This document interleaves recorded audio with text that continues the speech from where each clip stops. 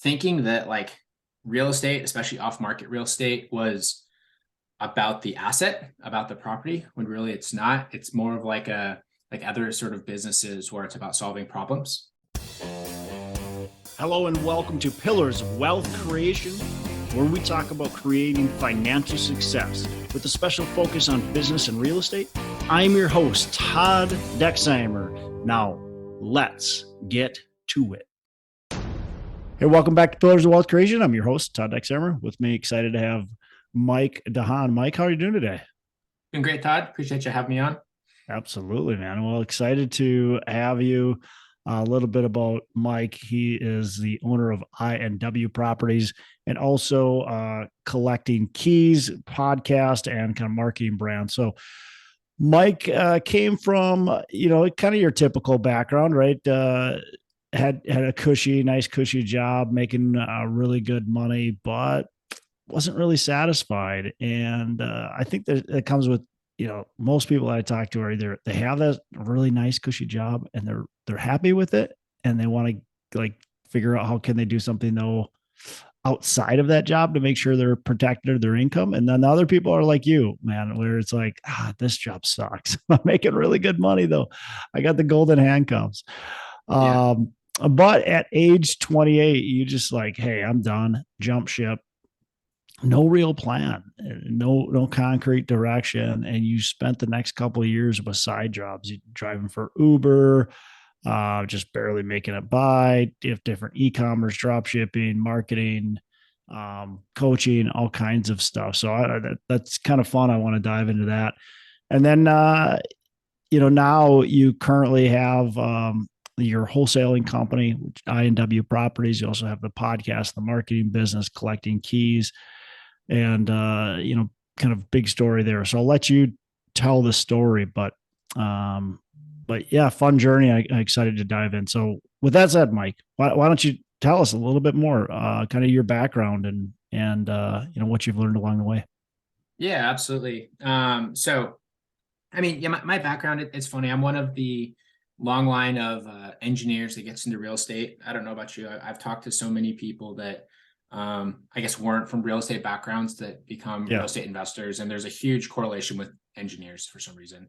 I think maybe it's just like the analytical nature of it, but I also can see that. I think the analytical nature, and I think also too amongst the people that get into engineering, it's a decent paying job and there's a high level of job dissatisfaction in that career path. Like I worked at Boeing for a few years, which is like a dream job for most people. And I think that most people at Boeing can definitely attest to this, but it is full of incredibly miserable employees. Like no one wants to be there. It's super corporate, right? And I think it's the reality minus expectation of when you go to college to be an engineer, you think you're going to be like Tony Stark, right? You're going to be Iron Man, you're going to be designing cool stuff. And then the reality is, with modern engineering, you get into these big workplaces and you're just a paper pusher, right? You're managing project schedules. You're not actually designing anything in most companies. So I went that engineering route because I knew it was going to be employable, especially I started college in 2009, right? So it was right after the recession. And when I actually started at school, I didn't even know what I wanted to do. I was on like a general track, and then I went to a career fair and there was 6 companies there at the entire school-wide career fair, and every single one was looking for engineers.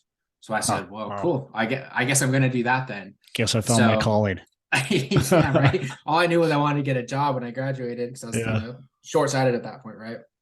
So got the engineering degree, worked at Boeing, worked at a couple other places, and ultimately just decided that I hated it. I worked at enough different companies to know that it was the career path that I didn't like and not necessarily the company I was working at. And the challenge that I had, which I think a lot of people face, because I'd been in kind of that same zone for 10 years of, going to school for engineering, working as an engineer. Yep. I didn't really have any other interests or skill sets or anything, honestly. Yeah, didn't have a backup plan. Yeah, exactly. And like my interests were Fitness, I competed in like Olympic weightlifting and CrossFit and these other sort of things at a pretty high level. So I was interested in that. I was interested in like playing video games and like, skiing, like things that you don't make money doing. Like you can make money playing games now, but that wasn't really the thing even back then, right? So ultimately I left and I just said like, I don't know, I guess I'll just figure out my life and just dabble in stuff, right?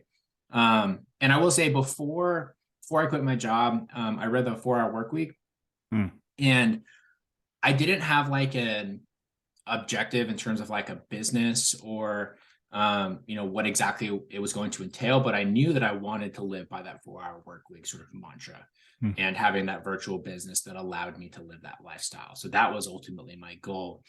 And then when I quit my job, kind of like you said, I was working as a weightlifting coach. I was driving for Uber.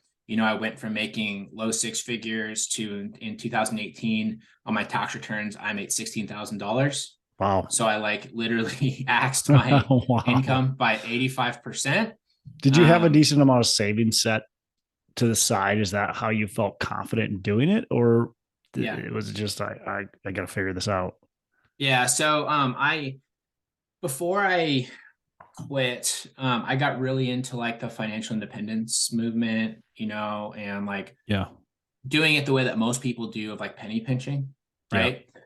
So throughout the previous number of years, I'd saved a lot of money. I'd been living very frugally. My wife, she had an okay job. She was making like 55,000, which, in our market was a pretty decent wage where we live. But I'd saved a ton of money off of my engineering salary over the years.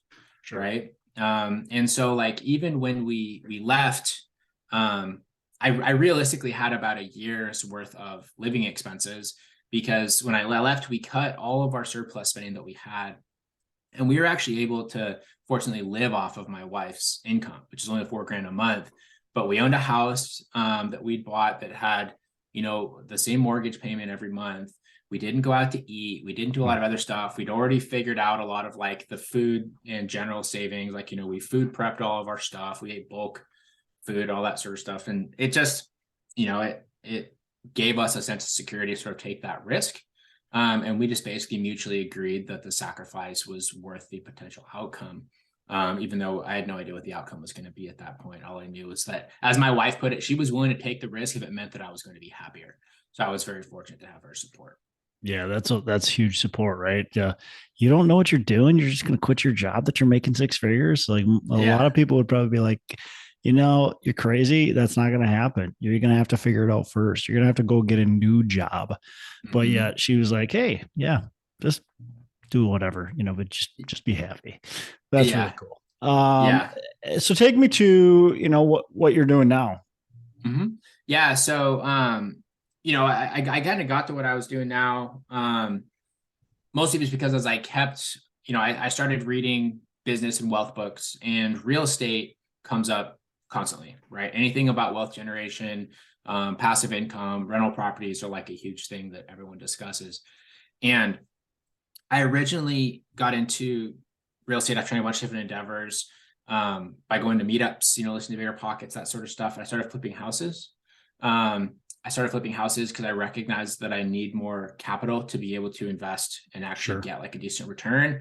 And I liked the concept of flipping houses because it was something that I could do myself or with a partner. It was easy to get leverage for. And by all intents and purposes, the barrier to entry was very low, right? Compared to like, some of the other stuff I tried, like building e-commerce brands or, drop shipping or marketing, all those sort of things that you have to have a skill set that takes a long time to develop. It's hard to find experts, and it's hard to get leverage to actually be able to grow, anything substantial. But with flipping houses, I didn't have a lot of money, but it was easy to find people with money that were comfortable in the real estate space. But I had time and I had hustle. So I went to these meetups, and I ultimately connected with someone that was in a similar position to me, in that they were new, but they had cash and they didn't have time. And we partnered up and we decided we were going to flip some houses together.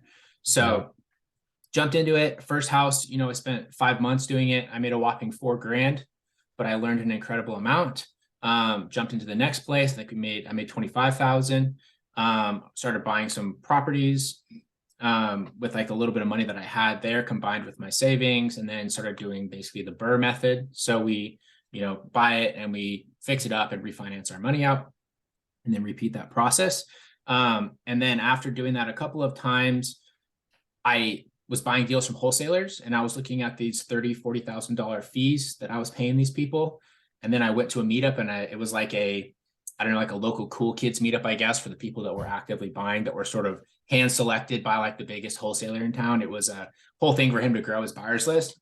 And I met all these guys, and I'm like, I could do what these guys are doing, right? Like, it's not crazy. It's not like they're super, more experienced than me, or they're like that much smarter than me.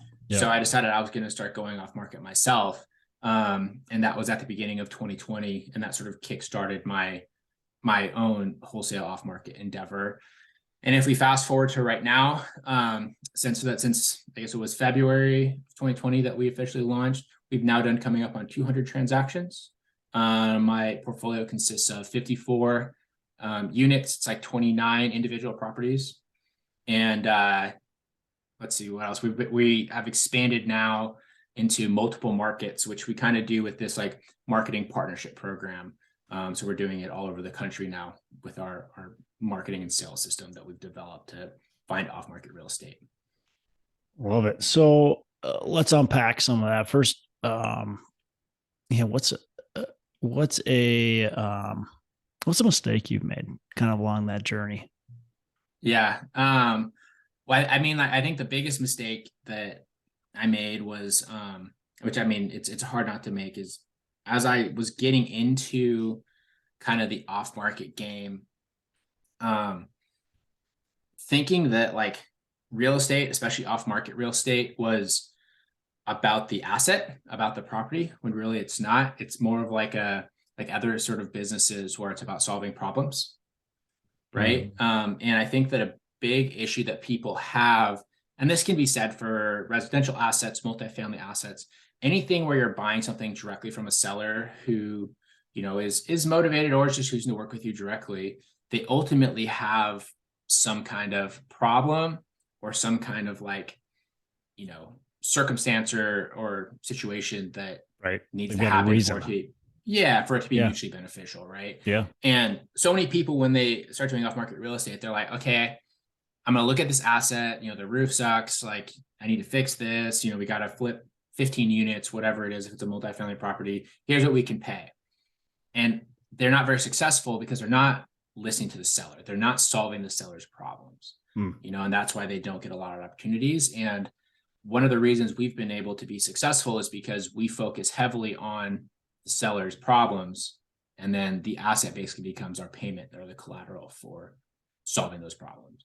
What is it? I think it was, I don't know if it was Elon Musk that said this or somebody else, but it was, you get paid directly, your payment is directly related to the complexity of the problems you can solve. And that goes for off-market real estate, just like it does with any sort of like innovative or entrepreneurial endeavor outside of real estate as well. Yeah. Yeah. So true. So true. Like one thing I do is, or one of the biggest things I do is raise capital. And that's exactly the same thing. They've got a problem. Usually they've got a money problem, but they don't know exactly where to put their money. And so you're trying to solve that problem for them. And, that people think that it's, I got to find money for my deals. So I got to find people, can you invest in my deal? Well, it's just reframing that thought process. So same type of thing. Let's talk about marketing to off market deals, because I think, that's top of mind for a lot of real estate investors. They want to understand how to do that. Marketing is a big thing, whether you're a real estate investor or, just any entrepreneur has to be good at marketing. You already said one major item, which is solving people's problems. What are other things that you guys do to market to be and are successful at? Yeah. So we build different marketing funnels dependent on the types of assets that we're pursuing in different markets, right? So, we have successfully contracted and taken down everything from, $30,000 mobile homes to the largest asset we've done was a 55-unit mobile home park that we assigned, right? We ended up not buying it. We assigned it to another investor. And all of those assets, they're fundamentally the same in terms of the marketing process.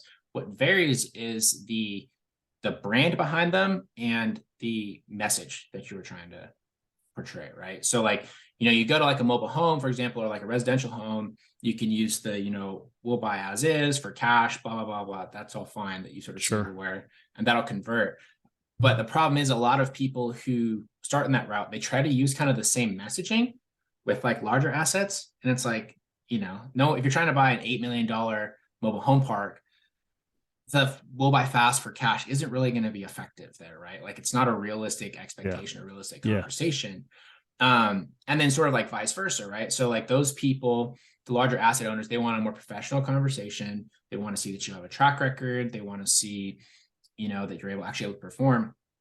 If you take that same concept and you try to go to distressed residential people, honestly, they don't want to work with you because most of the time they have an aversion to corporate America, right? Or like the man, right? The white collar people. So you have to switch your message depending on that.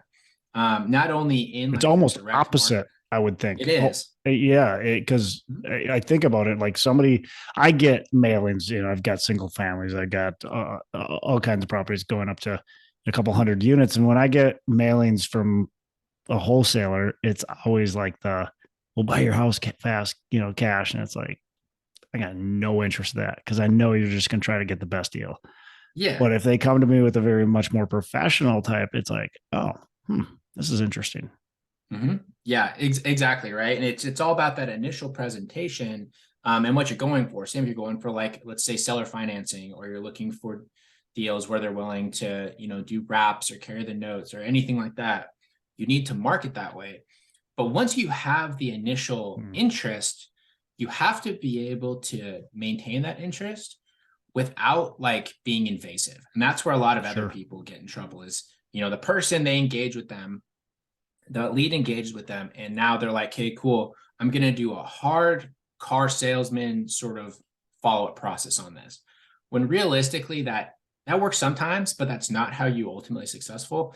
So when we market, we really lean on the whole concept that someone needs to see your message for 7 to 14 times before they're willing to do a conversion. So what we do is on our marketing, we do mostly direct mail. That's our core marketing. So it comes branded. They're familiar with their brand. They're familiar with their names. That's fine. Drives them to a website. Once they go to our website, which is, laid out exactly who we are, kind of what we do. We have different websites for the different asset classes for our different markets. Yeah. So we have different brands, marketing brands, different websites, different landing pages for markets. So everything is custom to the individual place that we are. Yeah. And marketing for the market. So it's interesting too. So you're trying to just make it feel really like you're talking to them. Exactly. Yeah. So, so we have a different, exactly, completely different landing page for Detroit versus New Orleans, which are both markets that we do stuff in, because they're going to have slightly different messaging, and they want to see their own picture. If you go and you market in New Orleans and you push them to a website that has a picture that's very obviously New York City, New Orleans is proud people, right? They're local to their area. They don't want to work with the Northeast guy who's going to come in and do weird stuff in New Orleans, right? So we drive that, and then once they visit our website, they are heavily retargeted through both Google ads and social media ads with our brand, right? So they're going to see videos, they're going to see blog posts, they're going to see different sort of articles that is partly salesy, but also partly informative, right? And what that does is it builds brand recognition, okay, for us in the seller's eyes, but also builds authority because, just like you're trying to sell someone a widget, we are providing them information. And we tailor that retargeting depending on the website that they went to and the situation they're probably in. So like, the distressed home sellers, property sellers, they see more stuff about like bankruptcy relief, different news about like auctions, like pre-foreclosure, stuff like that. Whereas the people that are the more upper class, like the white class sort of larger asset sellers, they're going to see articles about, mortgage rates, things that are going on that are sort of like bigger picture in the economy, like reviews of like property management software, if it's multifamily properties. So everything is custom tailored. And even though the general process is the same throughout, it's the small details that are slightly different for everyone that allows us to compete and have decently high conversion on a lot of our stuff. Are you doing, TV, radio, internet, anything like that? Or is it just direct mail? So we do direct mail, and then the internet comes through the retargeting. We don't do Okay. cold internet advertising. Yeah. We dabbled in that Why, a little why bit. is that? Yeah. Why is that? We Just just didn't found see the that return. the cost per lead and the cost per deal was so expensive. Yeah. And also too, as we, especially starting up here in Washington State, we're so close to Seattle, which is just full of tech guys with nothing but money and a strong interest and preference towards internet, right? So they're willing to pay like $6,000 or $7,000 a deal through like, PPC, SEO, social media ads, whatever. And I can get deals for half that without having to compete with them. So I'm like, cool, they can just have those and I don't worry about it too much. Sure. I mean, and then that's the other thing is like listeners, like you got to decide what your own kind of strategy and niche is, right? And what works for you. It doesn't mean that other people can't be successful. I know a few people that are very successful running TV and radio ads that are wholesalers and do extremely well with it. That's just what they've become really good at. So yeah, you can always become really good at marketing a specific way, and that works. And you're niching down to that, to that specific strategy. So, you talked about buying, out of state, obviously, and so you're leveraging. It sounded like you're kind of working with other partners, or what was that? Yeah. Process. So basically, as we started to top out our local market here, so I'm in Spokane, Washington. That's my home market. This is where I live. This is where most of my portfolio is, and it's not a big market. Main like extended area is about 500,000 people, and we reached the point where we were like every additional deal was starting to cost more and more to get done. So we were and we were competing with people for those like top end sort of edge case deals. So we ultimately said, what if instead of trying to just compete with everyone and try to squeeze more juice out of this when it's already squeezed pretty well, what if we went and started doing stuff virtually, right? And started going to other markets, copy our system, and try to basically catch the low hanging fruit in other markets. So we started doing stuff virtually ourselves, had some success, but there was constant problems with, the local investor market kind of pushing off outsiders, not knowing the areas. And this is all wholesale based as well for us for the most part. So we started that route. And then we said, well, what if we JV'd with people, okay, so that they could, help us figure out buyers and those sort of things. They could know the areas and help provide feedback. But then the problem we have with JVing was that people tend to have, different interests on properties that come through the pipeline. So, if they're local in, say, like, I don't know, North Carolina, say they're Raleigh, North Carolina, right? The conversation was always the same. If they were like, hey, cool, we want to joint venture and wholesale everything. But then a really sweet rental opportunity comes through. And they're like, oh, well, I actually want to keep this one. But, because we're partners, like we can figure it out. Like, I'm not going to pay you like a full fee because I want a good deal. So maybe we can like catch you up on the next one. And we went through the same iteration about half a dozen times with different people. And then finally, like, okay, screw it. This doesn't make sense. So we said, what if instead we did a wholesale for hire business? Okay. So instead of trying to JV, basically how it works is you hire our team to basically plant and run a wholesale operation in your business and your market. Okay. And wholesale can be, for residential or for multifamily. It's basically an off-market marketing business. And we will do the entire back end. Okay. You help us do underwriting, but that's about it. But once we have stuff signed around, you get all the upside. Okay. Because you're paying us basically a monthly fee. So it's almost like a franchise in the way that you are taking our system and you're able to utilize it fully, and you're just getting the fruits of it. So you're paying your money up front and we aren't collecting on the back end. So you get all the upside if you're able to perform when stuff comes together. So we started that earlier this year. And it's been going very, very successful so far. We're currently now in 9 markets doing that with different investors. And I think our top performer, I think for the month of January, we're currently in January 2023, he's going to be making about 200,000 in revenue this year off of this assignment, for this month rather, off of assignments. Yeah. Wow. That's really good. So have you thought about doing a franchise model with it? A little bit. I mean, we're working with a business coach right now to sort of like figure out how to correctly systematize everything and what that could look like. Yeah. I mean, I do think that it's an option, but honestly, it's just like my inexperience when it comes to what that looks like in business that's held us back so far. Because I bootstrapped this thing only 3 years ago. I was still trying to figure this out, and I only flipped a couple of houses, and now in any good month we're doing 15 to 20 transactions a month. So yeah, you were driving Ubers not too long ago. I was like literally, and I mean, even through most of 2020, while we were trying to figure out how to get this business to take off, I was driving Ubers. Like during COVID, man, Uber Eats, you could make good money actually. Yeah. Back when it first started. So that was my income for most of 2020 as well. It's amazing how quickly. Well, first, I guess it's amazing how slow and quick it goes, kind of both at the same time, right? And you'll look back 10, 15 years from now, you'll see the grind, and you already do see the grind, obviously. But yeah, it's amazing how slow things to go and how quick they also go. It's just kind of fascinating to me.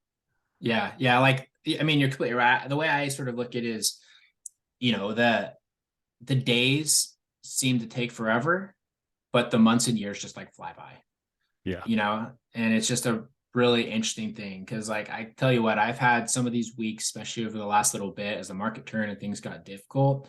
They were the longest weeks of my life, but blink of an eye. I remember so vividly the first property that me and my business partner walked together back when we first started this business back in March of 2020.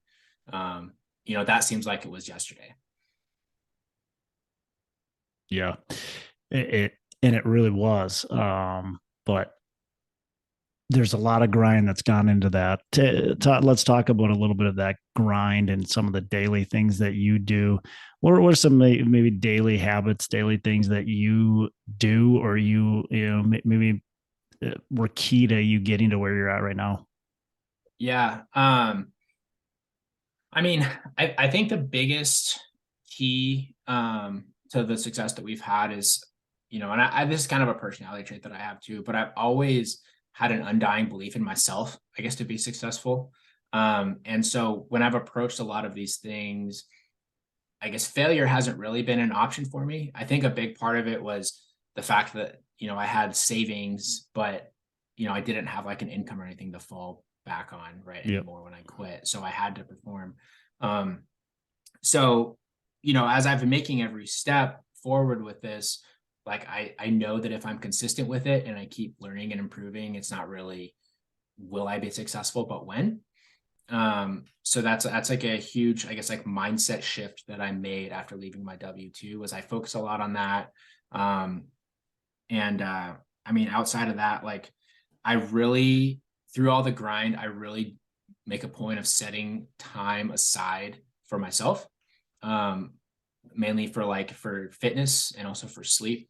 I know that's a challenging thing. Those are challenging things that a lot of people let slide. Yeah. But I have a set workout time that I do every single day. I know a lot of people do it early morning. I actually do it in the middle of the day, and I schedule. Myself too. I block out my schedules on both the front and the back end of it. So there's a little bit of wiggle room, but that way I can't get booked in a meeting. I don't take calls. I'm very disciplined about that. And then for my sleep schedule, with limited exceptions, I try to be super regimented about that. So it allows me to perform my best. I don't have kids, which helps a lot. I know that's a big difference maker for a lot of people is they have kids, but I'll take the advantages I can get there. So yeah. It's funny you say the midday. I actually really enjoy the midday workout. I mean, morning workouts I understand they're great. I enjoy those too. But man, that midday, it just feels like it just helps me kind of break my day up into segments Mhm. now. I got my morning segment, I got my afternoon segment, and I got my midday workout. And that for me, it just like I'm energized in the morning regardless. Like I just need about 3 glasses of water and I'm ready to roll. But then I start to get like, you know, but Yep. then I go do my workout and I'm ready to roll then for the rest of the day. Mhm. Is that was that the reason for you, or did it just end up being like this is convenient? Yeah, so that's 100% the reason for me. Because it's funny, because when I first started working for myself, you listen to like the Yaka Willings and like Yep. the all those people, and they're like, wake up early, you do your workout, whatever. And I did that for years. Mm. And then finally I was like, I hate this. Like, this Yeah. is horrible. Yeah. Everyone always said, like, oh, you'll get used to it, all that sort of stuff.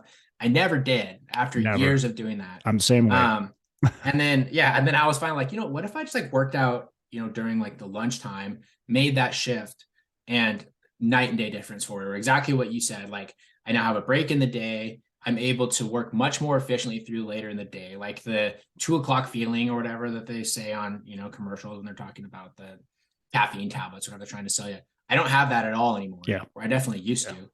to. And it just, was a major game changer on my productivity, because now I realistically have 10 productive hours a day Yep.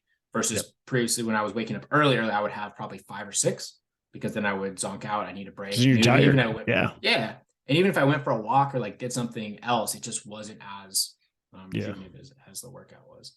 Yeah, I love that, and this is kind of derailing the conversation a little bit, but yeah, I love that because it's just like this pressure for I think so many people, especially entrepreneurs. You got to get up at 4:30, whatever in the morning, and you got to do this whole workout and all that kind of stuff, and it's like I don't know.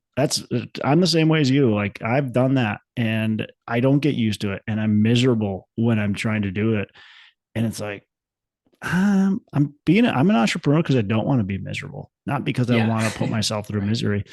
So I've got enough things that are uncomfortable during the day that I don't need to wake up at 4 in the morning to make myself even more uncomfortable. I'm going to wake up when I want to wake up. I'm going to do my workout when I want to do my workout. And yeah, we still, both you and I, it sounds like still have our routines, but it's just not what everybody else says you have to do. And I think that's Mhm. okay. You have to be able to accept that. Like, you don't have to do what everybody else has to do. You just have to do what works for you and what makes you really actually pretty happy. Right.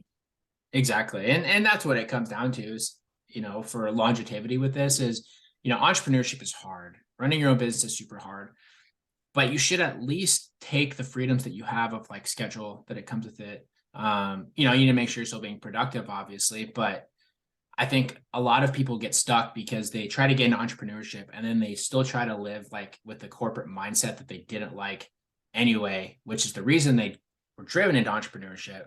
But just because of, I Mm, don't know, conditioning of society or whatever, they try to yeah. maintain that same viewpoint, which doesn't make any Yeah. sense. Yeah. It doesn't make any sense. Right. Yeah. You chose entrepreneurship for some freedom and flexibility. Why put yourself into shackles? Yeah, exactly. I love But it. Um, you've talked about the systems that you've built. Maybe I don't know if you want to dive into some of that. You've got 11 staff, you do 7 to 10 deals a month. What are a couple key things that maybe have allowed you to be able to, and I'm sure we've covered some of that, but what are some of the key things that have allowed you to be able to do 7 to 10 deals a month, but be able to have 11 staff members? yeah, so we heavily utilize virtual staff, which is something that I think a lot of people discount. And I'm not just talking about virtual staff in terms of like VA admins that are crunching numbers, but like we have, for example, a graphic designer and web developer who's very high skill, who's based out of Romania, but we pay him a Romanian developer salary. He speaks perfect English. He's very good at his job, but he costs us, you know, 20% of what it would cost to hire that person in the United States. Hmm. And then same with like our sales guys. I guess our hard sales guys, our closers are American, but we have other sales staff that Central America and in the Philippines, and Now, are they you doing know, actual communication then with mhm. people? Okay. Yep, So they're yep. they're jumping on the phone. Mhm. Yep. They're hopping on the phone. They're doing, lead verification. They're scheduling appointments. They're doing a lot of the, I would say like lower sensitivity sales tasks. Same with like our transaction coordination team consists of virtual assistants because it's paper pushing at its core, right? But it still is client facing. So they have to be good on the phone. They have to be able to solve basic problems. But doing that, it's kept our overhead low, which has allowed us to scale very quickly and put more money into marketing and other things, which is where the actual revenue comes from, right? And also too, it's allowed us to be virtual. So because we've built the whole business with like this virtual workplace in mind, we have a ton of, I guess like dynamic ability in terms of like, do we scale business up? Do we scale it down? We're not tied to a location. Because we built it this way, we're able to hire American sales staff from all over. So like my US based sales staff, we have one that's local here in Spokane. We have one that's in California. We have one that's in Colorado. We actually just brought on another American staff today that's in Florida. So just like a lot of real estate businesses, and again, I don't know why this is, but they always seem to like have like the office. They want people local. They want all these sort of things, which I understand, I guess, from like an organizational standpoint, it could be easier to manage people. But because we started with the VAs first being virtual and we maintained that, it has allowed us to have a huge amount of more flexibility and like the kind of talent that we can bring on, which has been great. So in less overhead, are most of these people employees, or are they working, are you hiring them through like a VA type service? So we hire them direct. Mostly just through Upwork, or honestly, I find a lot of good people on Reddit. Reddit has a for hire subreddit. Interesting. Which I actually really like using Reddit because I feel like people are more honest, because like they're behind a screen name. Okay. So I just feel like they, maybe are worried about less being judged. And also too, when they apply to you through Reddit, most people aren't going to Reddit to look for jobs. Usually they're like scrolling through cat videos or whatever. And then they see your job posting because they follow the for hire subreddit and they're like, oh, I'm interested in that. So when they're initially reach out, it isn't like a job listing where they're like, hey, here's like the idealistic version of me, which may or may not be true. And then also too, it's very easy for me to background check this person. That's what I was going to ask. Are you able to see kind of like their activity on Reddit? Yeah. Oh yeah. Yeah, exactly. And especially with virtuals, like, I've had people that apply and then I click on it. I'm like, well, they're mostly active in like anarchist subreddits. Like maybe I don't want this person in my business. Yeah. Right. Right. Yeah. I think that's really interesting. And I never even thought about that as a background check. I suppose you could, I don't know. I'm not a Reddit person, so maybe it's hard to find people's names and profiles on there. So you get it like afterwards. So you're basically just going off of their. But what if I had like a regular, job posting or something like that, and I, Emily Nelson applies for the job. Can I go and see if Emily Nelson has a Reddit account and go in and see what her activity is? Yeah, gotcha. So I don't think you can. That's the whole point of Reddit. Right. It's supposed to be anonymous, private. Right? Yeah. So unless you're finding them through Reddit, you're not really understanding what they're. Yeah, that's interesting. Which, you can obviously look on their social media accounts a little bit, but they can block those or make those private. So exactly. Okay. Anything else you want to add to the systems or, being able to do 7 to 10 deals a month? Yeah. I mean, I think that's, leaning on the virtuals is huge. And then when it comes to the marketing systems, one of the things that we've really been focused on, and so like we have the different nuances that we use for like the different kind of asset classes that our clients are chasing, or like the different markets that they're in, those sort of things. But at its core, we try to have consistency across like the places that are like, I guess like the different types of assets and that sort of stuff as we're running them. So like, for example, our single family, like marketing campaigns, all kind of the same. And I think that a big thing that a lot of people do when they start to scale this business, and I see this talking to a ton of other like wholesalers and off-market investors, is they don't have a plan. They are like a written out pipeline. They basically just get to the first of the month. They're going to order their marketing. They're like, okay, what should my message be this week or this month? And then they try to like come up with something. So then you never actually know, though, you're never measuring if things are working or not, because you have no consistency, right? There's no split testing on it. And over the years, we've tried a bunch of different, kinds of messaging, and we will track all of them with different phone numbers. Like, well, I guess we did over the years, different tracking numbers. So we could see like which ones elicited better response, which kind of people would engage with different kinds of letters. And after doing that for almost 3 years now, we've figured out, I guess, like a little formula that works really well for us and that we stick to. And I think the biggest thing a lot of people do when they start is they don't track that. So they don't actually know what's working and what's not. Yeah. You have to be intentional. Yeah. You have to be intentional with everything you're doing and tracking where my leads coming from. How are we getting business? Because why spend a ton of money, ton of effort, ton of time and be doing it on the wrong thing, right? Mm-hmm. Exactly. Yeah. And people will track like cost per lead, cost per deal, because that's easy. But you need to know like more specifically about what part of that that lead generation process was effective. Like that's kind of the next level if you really want to optimize and maximize your ROI on this business. Love it. So Mike, we're buying, 100, 200 unit, 300 unit apartment buildings. Mostly maybe some distress, but mostly just, typical value add. Have you marketed in that type of any type of commercial? Obviously you mentioned a little bit about commercial. So have you seen a good amount of success in the commercial space, or is that something you're just kind of starting, or where are you with that? Yeah. So larger multifamilies like that, we have never shot for those. The largest multifamilies we've done are usually 30 to 50 units, and we've had good success with those. Sure. But in terms of commercial assets, we've actually have had several people come to work with us that are chasing triple net and have done like honestly shocking. Retail, industrial. Yeah, retail, industrial. Warehouse, exactly. And we've done shockingly well with that. Like to the point that when the first person reached out to us, they were in Orange County, California, and they wanted to chase like triple net commercial assets. I'm like, if you want, like, we'll take your money. But like, I literally said to them, I don't think that this is going to work very well. It's a high income area, super competitive. It's a high value asset. And sure enough, though, we started marketing there and just like, we were just clicking in opportunities left and right. And I was really surprised. And then we brought in our second person that came in that was a referral from the first person who was down in San Diego. And I thought the same thing. I'm like, very highly desirable market. They wanted triple net industrial properties. But we had similar success down there, and they're still a great client for us, and they've been doing very well.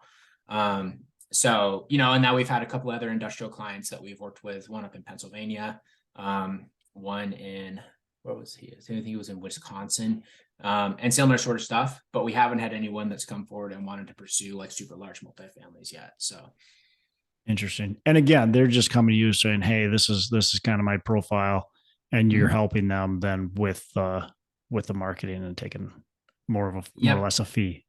Yep, exactly. And so how it kind of works is we really have two tiers of it. So we for the residential side, we don't offer this like top tier, I guess, for the commercial side, because we're just not experienced to underwrite these assets. But for the residential side, we'll actually do full marketing and sales. So like we'll run the entire back office for them. When it comes to the larger multifamily, at a lesser fee, we will do just the data and marketing. But then once stuff comes in, like we'll have our call center that receives the calls. They will answer questions with the script that you provide or the questions that you want answered. But then after that, we submit the lead to you, and then you have to negotiate the sales and do all that sort of stuff yourself, just because we're not equipped to be analyzing large assets like that. Makes sense. Well, cool, man. A lot of good stuff here. But we have to eventually wrap up. So I got a couple last questions I want to ask you. What's a favorite book you can pass to our listeners? I'm a huge 4 Hour Workweek fan. That's kind of the one that changed it all for me. Yep. And that's the book that I've gifted to more people than anyone else, especially people that are, discontent with their current life choices, their career, and they're looking to make a change. And honestly, because a lot of people they're in the same boat, like, I don't really know what I want to do. And I feel like that's a good book to start, just like encouraging a different thought process. Yep. Um, And it's so, not really about putting only 4 hours a weekend. Yeah, it's not at all. It's just a great, it's, it's a sort of clickbait title. Yeah. Right. And even though some of the stuff in it's outdated, because it's like 12 years old now, just the principles of it are super, super sound. So I really like that book.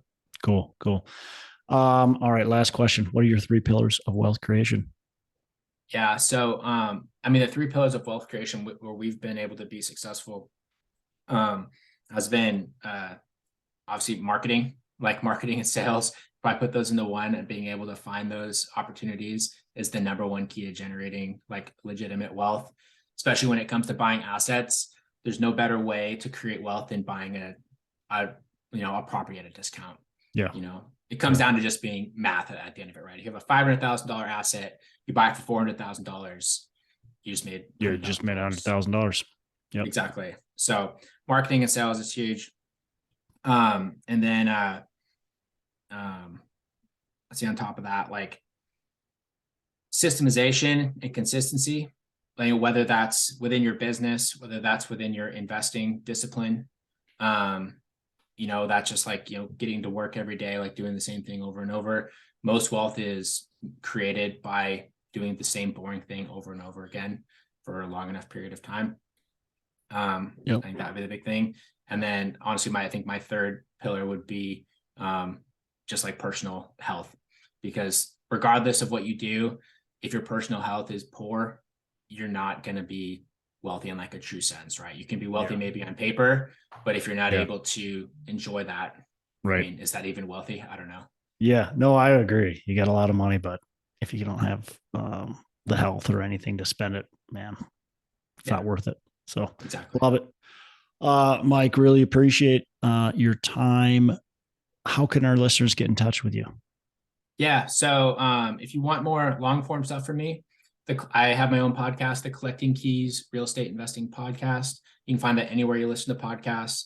And, we have interviews with people. We go into deep dives into business and sort of how we run our marketing sales tactics, everything kind of in between that. So please check that out. That's a great way to hear more from me. And then if you want to reach out to me directly, the best way is on Instagram, which is at Mike_invests. Go ahead and shoot me a DM on there.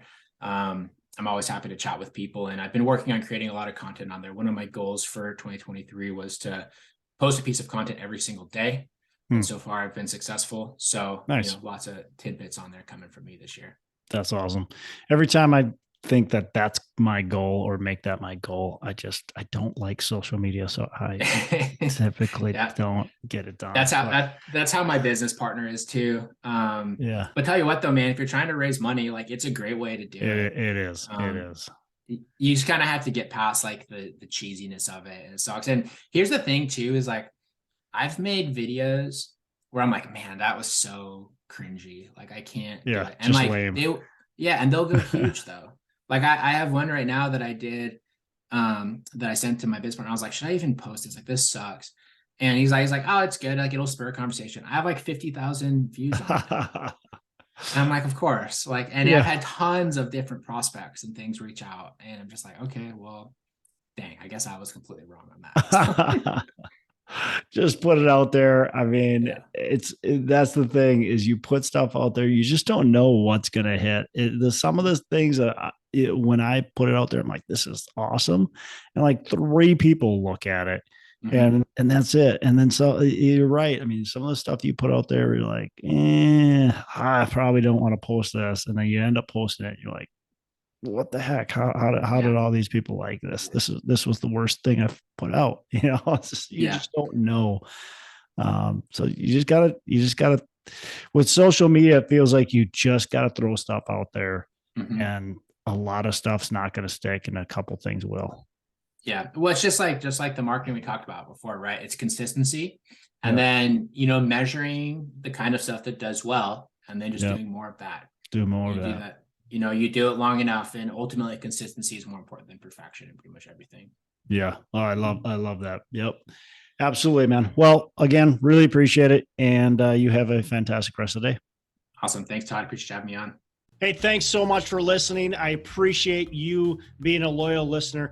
I would love to have you go on to our Facebook page and subscribe, give us a thumbs up, go on to iTunes or wherever you listen and give us a rating and review. Don't forget to subscribe. Your rating and review just helps us push this out to more and more people and continue to grow our audience and hopefully positively affect a ton of people out there that really need this and want this. So the other thing I've got for you is a free ebook on my website. So go on to venturedproperties.com, and download our free ebook on real estate and on syndication. And I've got some data points in there, some really good stuff for you. So I'd love to have you take a look at that. It's free. I'm not expecting anything from it.